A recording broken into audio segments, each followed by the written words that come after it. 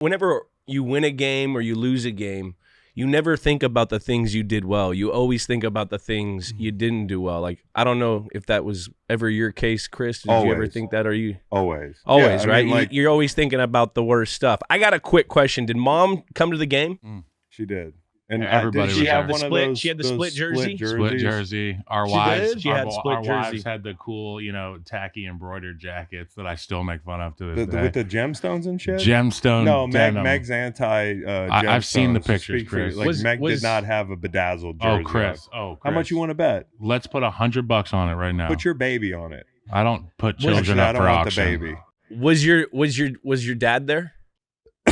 Yes. Yeah, Dad was there because I vividly remember after the game. Ashton Kutcher.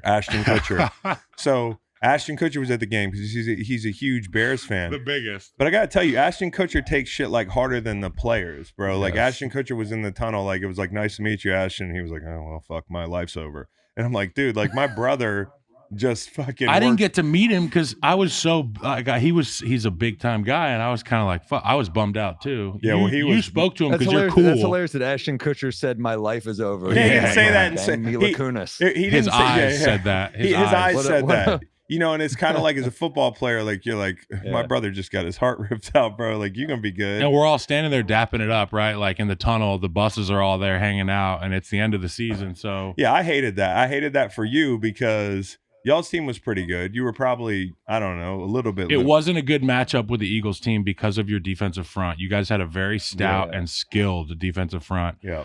With the spearhead of it being Fletcher Cox. I mean, I had to deal with that. You want Fletcher Cox to be the spearhead. He likes Cox being spearheaded. Cox goes in first. Speary Cox. Both your legs are incredible.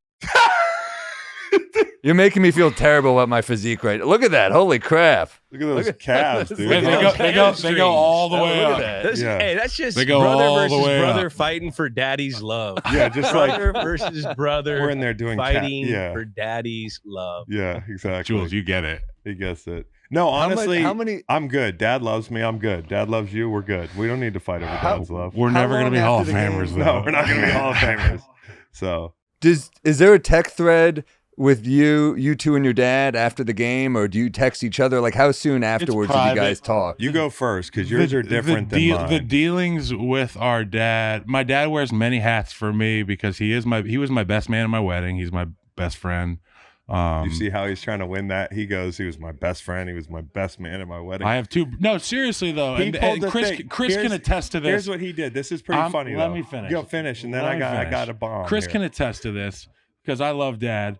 And he'll talk to me like a friend, and then he'll talk to me like a rigid coach the night before with a 96 has chop spin inside. Third step, watch stutter underneath from 92. Be careful around piles around 56. He's a dickhead. That'll be like Chris, He'll be texting me about Chris with his number without even mentioning. He did that? Like stuff like that, Not that you're a dickhead, but stuff along those lines. And then after the game, it's a really good blend of get the coaching out of the way quick, and then how are you doing? Like, how are you feeling? How's your body? Do you need anything from me? I can fly somebody out to work on you tomorrow. Like that kind of stuff, Jules. Yeah. That's a good dad.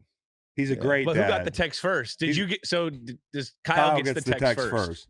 Because Kyle, I text him first too if I was out of the. Yeah. Well, yeah, because you like him more, and so does my dad. But also the fact that Kyle's the younger guy, and Kyle's like respectfully, like you're younger than me, and like I'm a child. I've been there, I've been through it, and Dad's like Chris.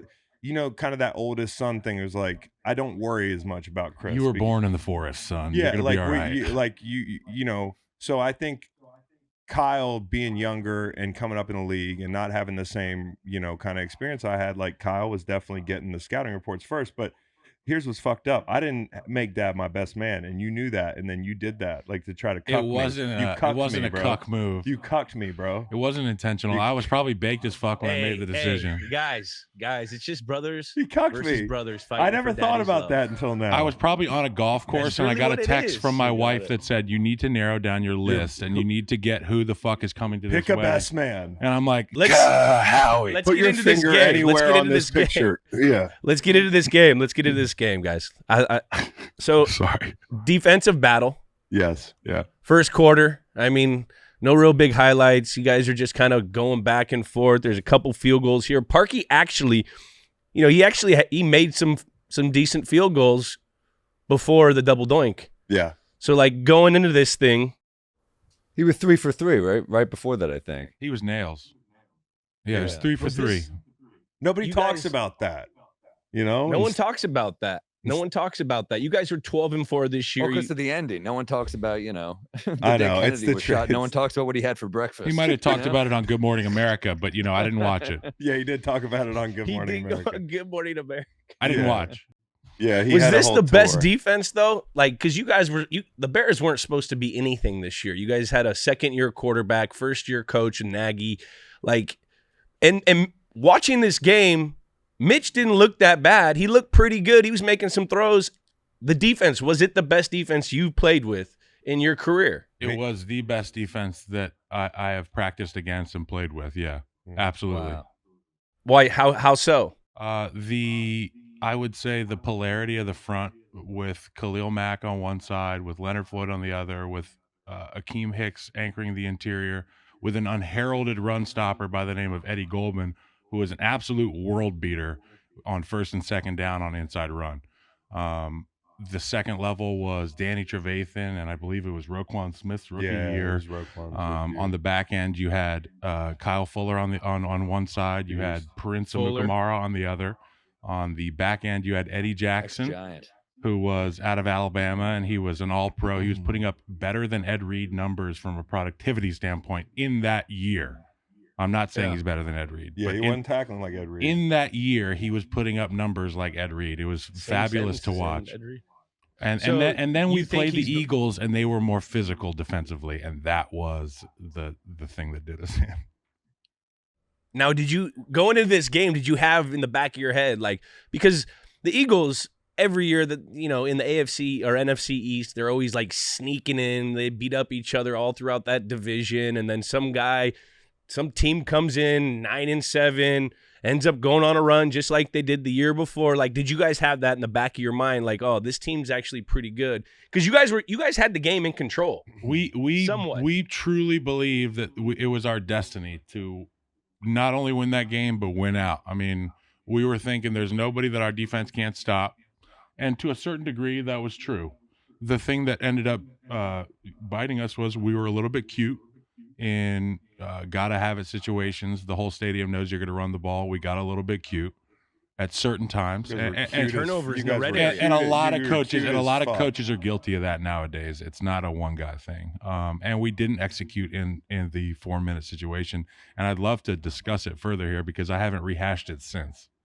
We were What did we not do right in the 4-minute situation? What was the situation? Why don't you explain situational football to us? You know when they say, I don't remember what you said, but I remember how it made me feel. That is how I feel about this. My girlfriend says that. Yeah, all the that's the 4-minute situation in a nutshell to me. I haven't gone back and watched the game, but it was one of those things where you're walking off the field and the punt team's coming on the field and you're thinking, that was the opportunity that we just pissed down our leg, and now the Eagles are going to celebrate on our field, and they did. They had their ski masks on the 50-yard, ski masks. The DBs. Jules doesn't like some of this stuff. It was terrible. It was terrible. What do you mean I don't like that kind of stuff? Well, let me finish. We're in the game here. We're doing games with names here, Jules. I got to stick to the game. I'm just saying. But he doesn't like the dog mask thing. Dude, I mean, I hear you, bro. The mask stuff. But here's the deal. You guys did the club dub thing. Here's the rule in pro football. Like, if you have a thing, like, and you get beat, people might do your thing. But ours is in the locker room. Well, we did it in our locker room. On our 50-yard line. Maybe we did it on the 50-yard line. See, that's BS. I'm still calling BS. Well, maybe you guys can get us back next time. Emotional damage.